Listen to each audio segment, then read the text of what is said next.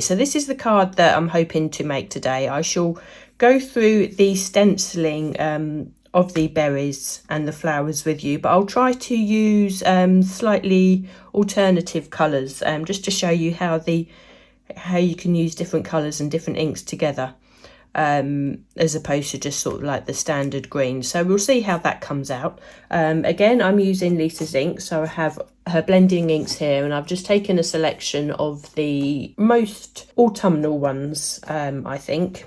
So I may use all of them, I don't know. We'll just have them here to dip into as we can. I also want to show you how we created this background. So I've actually created this panel with Lisa's inks in the background here, and there's a couple of nice techniques that I can use for that. So I was just having a little play and just seeing what capabilities Lisa's inks have. Now this card isn't actually stuck down because there may be elements here that I may want to sort of build and put onto the other card. It really is a case of, I would say, getting yourself some card and just playing around with the colours and stenciling this set perhaps 3-4 times, and then die cutting them and embossing them all, so you have a real sort of good pile of elements to play with, because the chances are you'll have enough elements to make yourself a couple of cards, but it means that you can really build yourself a wreath basically, or some sort of floral arrangement. Because look, if I can just adapt this, and if you only put 3 elements on there, I think that would work just as well. You can perhaps put an element down here. You can switch it up for different colours. You can perhaps put your elements down here. You can swap it around completely. You can perhaps put your flower down this side. Have a play. The layering stencils come in a lovely folder. You have the embossing folder and a die with these also. You can just have a really good play and just create lots of different looks. The card I should be making today is a square card, so again this will have a completely different look to this. Because we are stenciling, we have the chance to use our Ultimate again, which is perfect.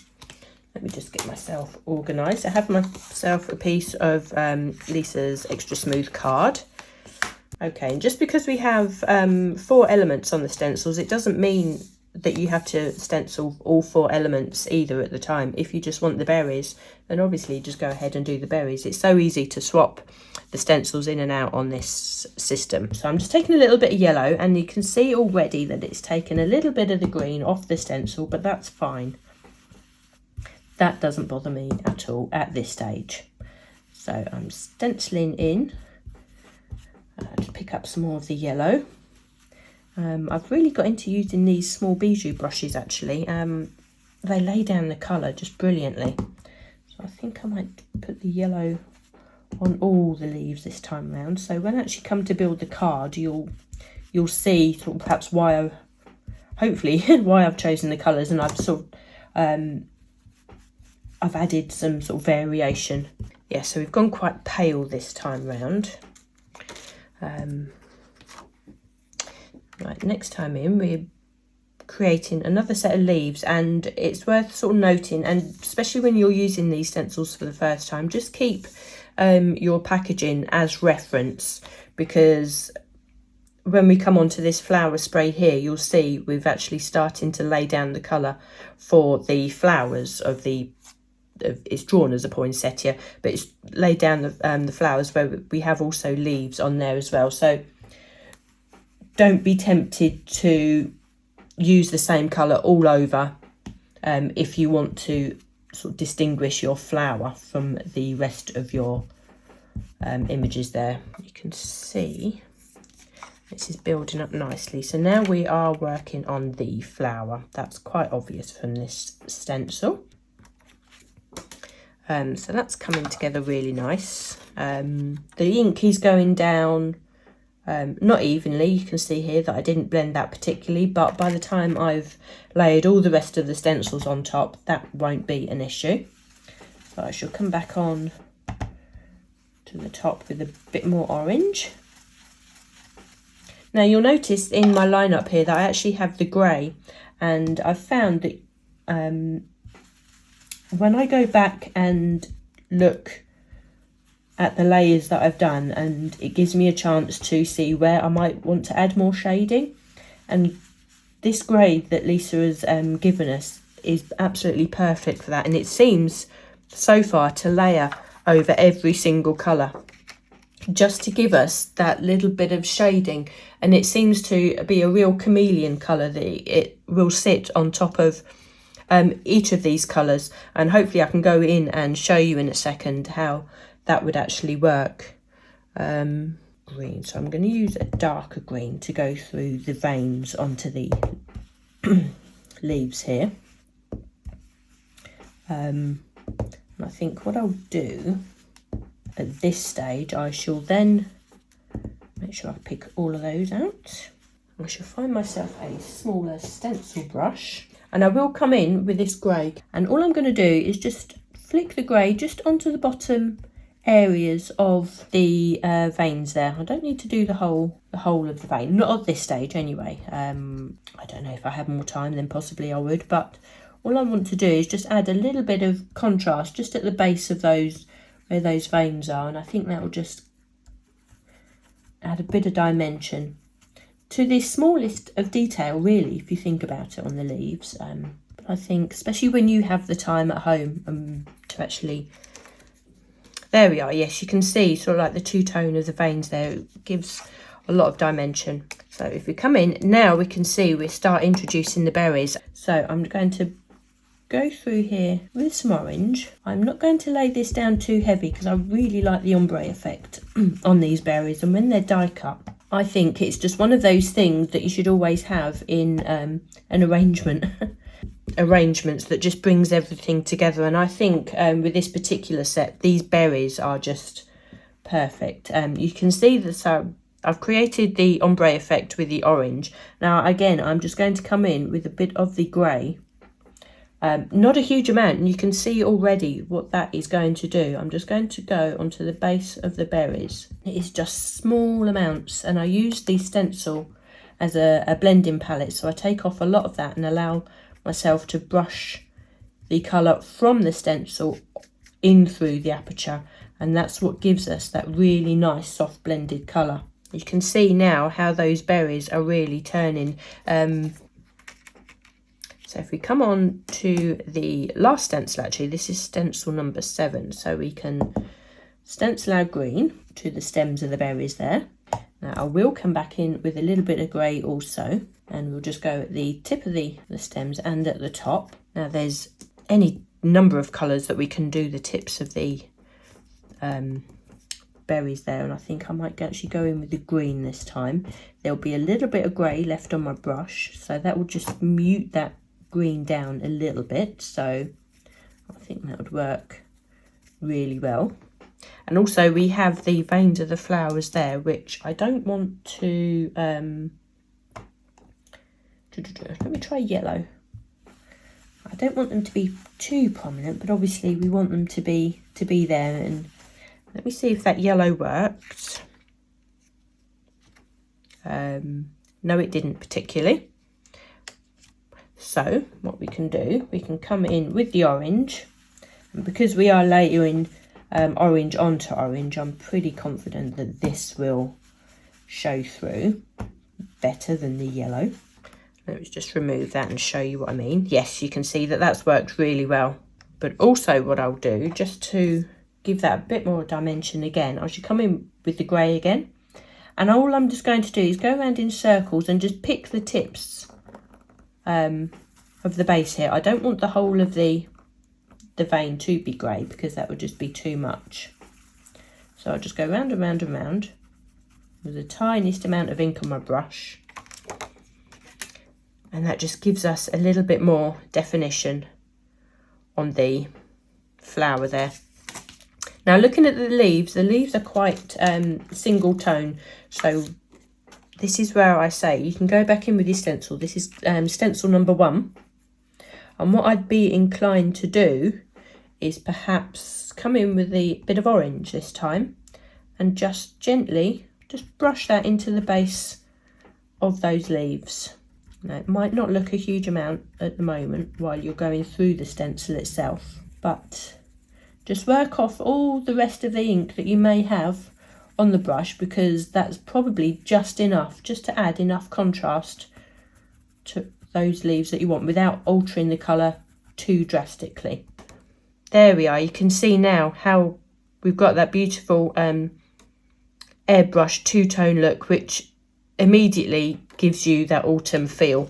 So I mean, that's a really lovely set to have a play with, and you can see now I've just used the greens and the oranges, and that looks very autumnal. I would die cut these out because our embossing folder, which again is a really cute size, actually A6 size, it comes with a die for each of those elements, so we can run them through our machine and emboss them, and we end up with our lovely elements like so. Now I won't do those because I've spent the time to actually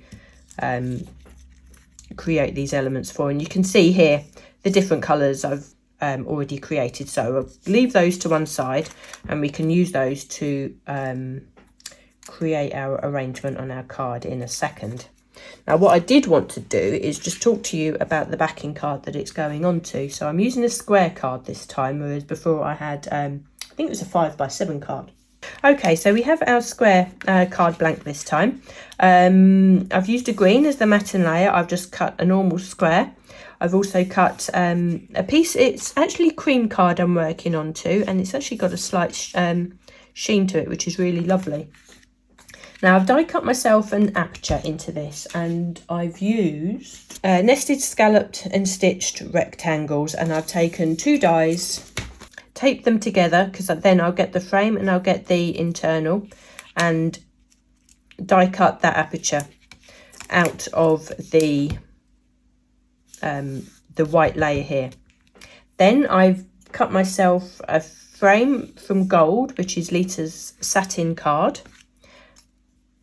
and I've used those 2 dies just to create that frame and matted that in there. Now for the internal bit there that I'm actually going to ink onto, I'm actually going to be working onto Lisa's Super Smooth, the white card. Now I know like this, it's a stark contrast with the white and the cream, but by the time you've inked this, that isn't going to show, and I've actually preferred working onto a white card because it gives me a truer colour from the ink pads. Also, I created and stenciled the flowers and the leaves onto a white card, so using white card for this central base, it means that all the colours are going to tie in together. If you were going to stencil the leaves and the flowers perhaps onto cream card, then I'd say stencil your background onto cream card, because let's say I think it just keeps a nice continuity of the colour. Now I want to create a background, and I just wanted to use like a selection of colours on here, so I can just run this on quickly. I'm working onto a blending mat. You can use your blending mats that you get from Lisa as well, and I'm using the small bijou brushes because these lay down colour really quickly and really smoothly. So I'm going to take a lot of ink and I'm going to just start blending that on across the centre, because I want to use the darker colour in the centre. Let's pick up a bit more ink and just wipe that across like so. Don't need to particularly make sure that it's blended really well at this stage. I just want to lay the colour down onto the card. And the blending to each colour doesn't need to be particularly beautiful at this stage either.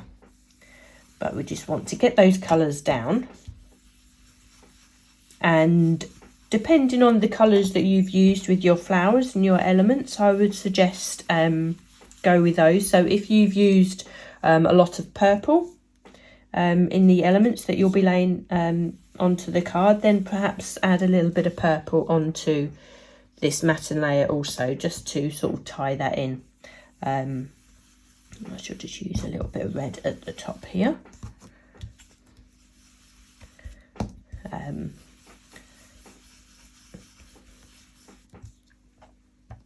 Right, as you can see, I'm not being particularly careful with the colours that I'm laying down, but at this stage it doesn't matter too much. I'm going to put some purple on there, but I really don't want that to be too bold. Now I'm going to come in with a stencil. I'm using a slimline stencil.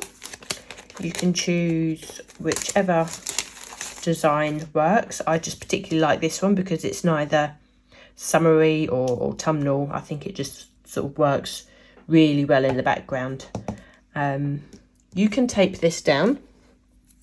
You could always use your ultimate and magnets as well if you find that easier.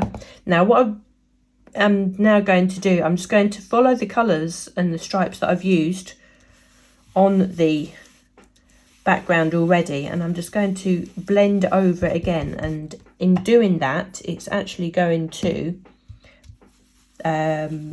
give us a tone on tone pattern onto the ink that we've already blended underneath. And in doing this you will actually start seeing the colour even out, and the blend will actually become a lot smoother. And you'll find also as the ink dries, the blend will become a lot smoother. It seems to happen miraculously by itself. So you'll be a master blender by the time you finish this. Okay, so I should just do one more and just get that purple at the end there. So when I take this away, it's really subtle pattern in the background, but I think it just takes off the plainness of the ink blend that you have there. Again, if you have more time, you can play around and get this looking perfect.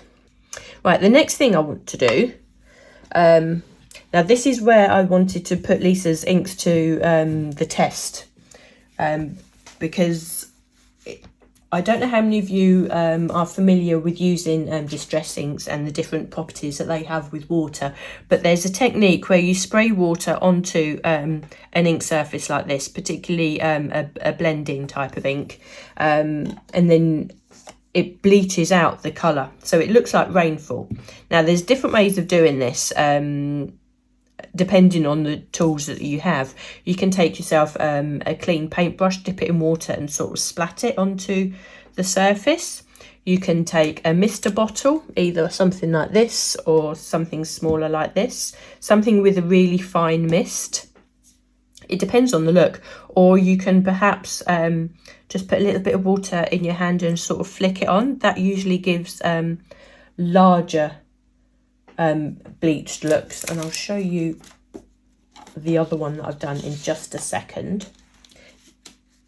Now the look that I quite like is more of an even uniform look, and I use either one of these spray bottles. And if you were to do this, you spray from a distance, not down at the bottom, because that will just, it will actually obliterate the colour, unless that's the effect that you're looking for. But really, from a distance and as high as you probably can, just a really quick mist onto the surface. And can you see? I may need to pick it up. Now, when I first done this, I was amazed and actually really, really pleased, because I think I might all say that this works almost better than the distress inks, because as soon as that water hit the surface, you could see that colour bleach, and that is the effect that you want straight away. Now what you can do is then take yourself a piece of towel, or I think a kitchen towel would actually work better, actually, paper towel, or microfiber cloth, and just actually dab off. Don't rub it because you'll smudge, but just dab off, and then that will possibly lift off even more ink. But with Lisa's inks, I found I really didn't need to do that. And you can see straight away, yes, you can see on camera, that's perfect. you have that bleached look again, which gives another texture onto the back of that card, which I think is just lovely. And if I bring in what I done before, you can see some of these larger patches, and that's where I actually flicked with my fingers and found that it was actually too much. I thought that was too much, but by the time you build the card in and around, that's sort of hidden. So that, I think, is a really lovely effect, and I was so pleased that Lisa's Inks were able to do that. So now what you can do, you can insert that into your frame, and you can see I've done this slightly different here. I don't have a gold frame, I do on this one, and I've just matte and layered on a different colour. So now, as we did with this first card, we can start building our layers. And the fact that you've used all the same colours, you can pretty much guarantee that everything is going to coordinate. And you can just start adding your elements. I think this is just gorgeous. Now this one is slightly more yellow. You can use your 3D foam, you can use 3D glue gel, or you can stick these directly onto the card with glue. But what I think I'll do now, we just need to create one sentiment for this, and I just wanted to introduce a set. And this is one of Lisa's possibly first sets that she created, one of the first set of sentiments that she created. It's the TICKER phrases, the stamp sets, and it's a really lovely set, really useful. And I just wanted to show you how well they stamp. Now there's probably a few things you may just need to take into account when you are using these sets. Not to over ink, and when you do add the ink, you need to be really gentle, because otherwise you will actually obscure the writing that's in the stamp there. The other way to do it also is to use your stamping platform, so you build up the layers of the ink slowly, and then once you've finished using the stamps, I would say make sure that you give them a really good clean, and that the actual writing themselves is clean. The actual writing in the stamp is clean, because I think that's all going to go towards helping you get a really nice result when you use these stamps. Now when you come to ink these up, just really gentle. You don't need to push down, because I think by pushing down you're adding extra ink into areas that you don't want. So this is such light, I'm holding these by my fingertips, really light tapping, and the more often that you do that and build up the ink, the better. Now you can see here that that Happy is still left uninked. Now when we come to stamp it again, you don't want to press too much, because it's the same when you use any clear stamp. If you press too much, you are whatever quality of stamp that you're using, it's the nature of the material. If you push it too much, you will squash it, and you will alter the outcome and alter your stamped impression. So really gently, and I would say just leave the ink sitting there, because that allows the ink to transfer from the stamp onto the paper. And you take that away, and you can see I had the confidence to stamp that straight on, and you can see how clear that sentiment is from that impression. And I didn't need to press too hard.